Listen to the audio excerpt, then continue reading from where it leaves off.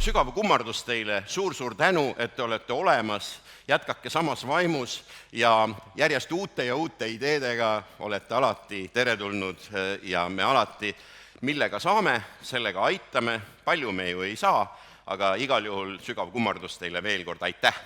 Vastutustundlik ettevõtja 2020.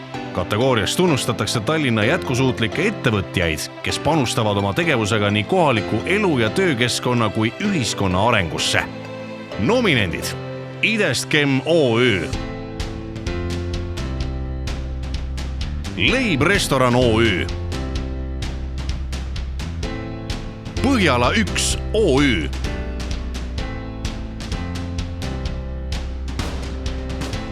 Vastutustundlik ettevõtja 2020 võitja Leib Restoran OÜ.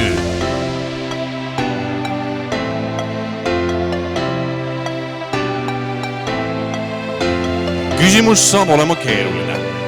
Milliseid väärtusi sisaldab teie enda jaoks vastutustundlikkus ja kas see on midagi, mis tuleb loomulikult või peab selleks ka tööd tegema?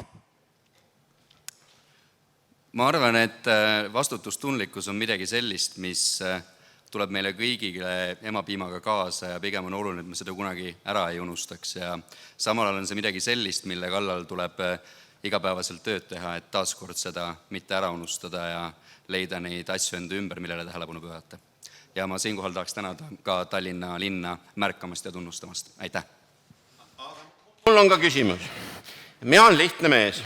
Nüüd meil siseturism on märksõna number 1. Mina tulen Leib restorani lugeda, oskan, küsin ainult leiba. Kas te ajate mind siis tänavale? Me ei aja teid tänavale, aga lugu on selline, et tänasest olukorrast lähtuvalt tegelikult Leib restoran on pooleks aastaks oma uksed sulgenud. Me oleme avatud küll nii-öelda ettetellimisel, seega kui te oma leiva ette tellite ja me juures mõnusa sündmuse koos selle leivaga tellite, olete te väga teretulnud. Aitäh!